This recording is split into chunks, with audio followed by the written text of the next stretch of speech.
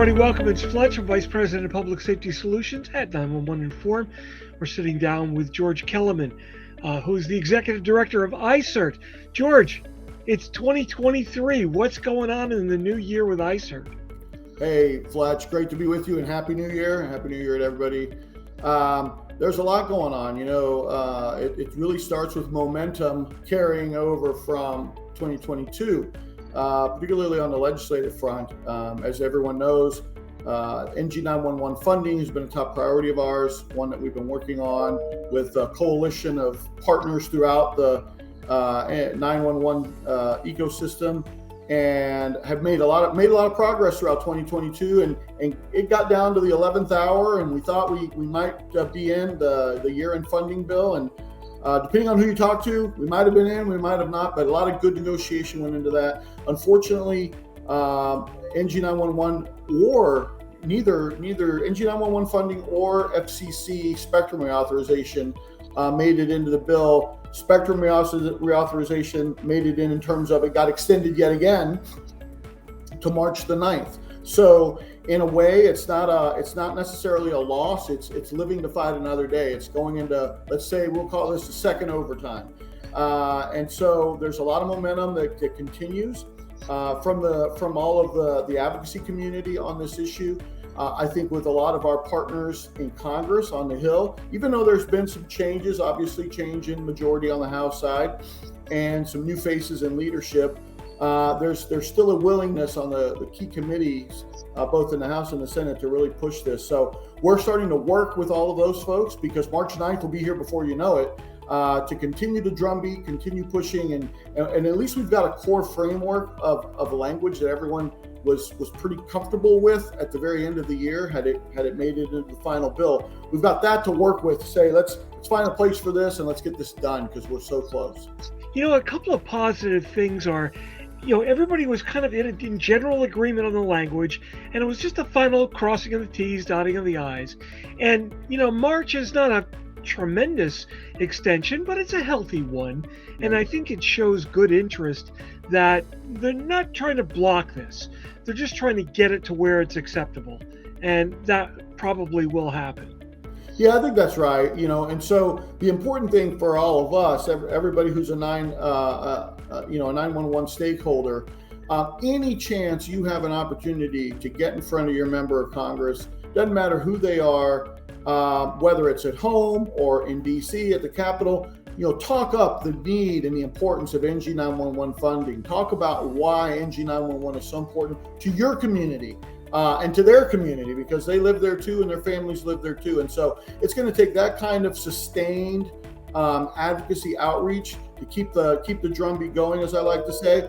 And then, taking advantage of some opportunities that we know exist between now and then. One of them is the annual 911 Goes to Washington conference. It takes place usually in that February timeframe. This year, it's actually really well timed, as luck would have it. It's at the very end of February into early March. So about a week before this March 9th deadline comes. And so very, very well timed. Great opportunity for so many 911 community stakeholders and advocates to gather in DC and to really, go see their members of Congress and go see other members and really, kind of keep that drumbeat going about how important this is so that we can get it done. Nina goes a long way to facilitate those meetings and get those meetings set up. I can remember where I was unsuccessful in getting a meeting, but once Nina got involved in 911 Goes to Washington, the staff is available. They know everyone is going to be there, and they kind of keep their schedule clear. And it's not that difficult to get a meeting with a member. And that's just one more tick mark on their tally sheet saying, this is an important issue. And whether it's a phone call or an email or a face-to-face meeting, it has a huge impact. It's literally every single vote counts. Yeah, absolutely. And I think the other important thing is iCERT is getting a little bit more involved in helping out our colleagues at NINA with that meeting. We're really trying to rally all of our members to be there and to not just be there and attend the conference and the different events, but make a point to get on the Hill and visit members of Congress that represent the various parts of the country where either folks live or where they have a major, employment centers. to make that case. And so we're open, and we've made sure that our members know, and we're going to keep reiterating this, that we can help folks schedule those meetings or put them in touch with their members of Congress so that they can make those meetings happen and really take advantage of the time that they spend in DC there at the very end of February. Yeah, and you don't have to go looking for these people. They're all kind of combined in a couple of buildings, right? Exactly. So they're all right there. Exactly. Yeah. And the advocacy efforts that we've got going really build on the member meeting that we had in December in Washington, D.C., the iCERT member meeting, which was really well attended. And we had a great program of content. We had a lot of great speakers from the federal government. We had some congressional folks come over because we were literally across the street from the Hill. And so it was a really good meeting, and it gave us a really good update, helped us really kind of navigate those last couple weeks before everything ended. But it created some momentum and it provided us a lot of information and intelligence going into this year that now we're going to need.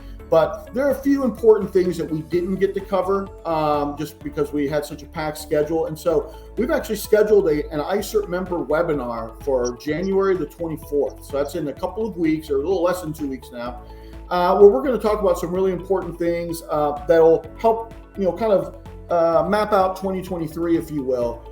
We had a big member survey that we conducted last fall, so we want to talk a little bit about that, some of the important findings there. We've got a major project that we've engaged in, or we are engaging in, with IWCE for their show next year in 2024. So we have some updates we want to provide on that. And then one of the really unique member values and member benefits that iCERT membership brings is access to a really robust bid list of government bids for a variety of different services and opportunities through a company that we contract with called Deltek. And so there's a lot of new faces in iCERT, whether it's with companies that have been members or new companies. And so we want to take the opportunity to really have our colleagues at Deltek walk through how to get the maximum benefit out of that bid list that our members get every single day that can lead to new business for them. Yeah, it's really an incredible list, and they're doing all the back end, digging and searching, if you will. And you're pretty much getting a list of calls to make and go down and see if there's an interest for your company. It's probably one of the biggest values of iCERT. Oh, no, absolutely. And you hit on it. I mean, if you had to purchase this list or acquire this list or a list like it on your own, you're talking about thousands of dollars in investments. This comes with iCERT's membership. iCERT makes the investment on behalf of our members and then provides this list to our members, which to me, and I think to a lot of our members, is really kind of worth its weight in gold. Yeah, absolutely. I couldn't agree with you more. Hey, one other quick thing. One of the other things we're going to talk about is give a little flavor to what we're planning for the 2023 member meetings for iCERT member meetings. Now that we're out of the pandemic, we were able to successfully gather in person a couple times last year. We've got a good, I think we have a really good formula for putting these meetings together and looking ahead and having each one be better than the last one. And so we're going to talk a little bit about that over the coming weeks as well, so folks can start to block off some time on their calendars and plan to meet and be part of iCERT meetings in this year. No, that's great. So George, you've been here a little while. You've settled in. You've buckled down. What are your opinions? How have they changed since the time you first walked in the front door? Oh, I don't know that my opinions have necessarily changed. I think they've just been confirmed. I mean, the community and the membership that we have is top notch. It's definitely one of the best group of people I've been around, whether it's our leadership through our executive committee, our board, our committee structure. I will say this, that the amount of dedication and commitment that particularly the folks that spend a lot of time volunteer their time, because they have real jobs, they volunteer their time on our committees to help pump out the amount of work that comes out of our committees, whether it's a policy committee, our interoperability committees, our cloud working group, whatever it might be, our marketing committee. The amount of time and dedication and professionalism that they lend to us, not only does it save the association money, and it's money we don't have to spend and we can maximize our resources, but that dedication of our members to do that is truly one of the best I've seen in my entire career, and I've spent almost my entire career as an association person. So I wouldn't say my opinions have changed. I think they've been reaffirmed for the better, that iCERT is a great place to be. And I'm very, very happy and feel like there's just so much more potential. And I think it's great to be surrounded by folks who see that potential and want to help us get to it. Well, fantastic. Well, I think you're doing a great job and really appreciate you providing the member updates on a regular basis. Fletch, I really appreciate you. Appreciate 911 Inform for helping us out with this. And look forward to catching up with you hopefully in another month or so, hopefully with some good news to report. Okay, we'll look forward to it. Take care. All right. Thanks again. Bye-bye.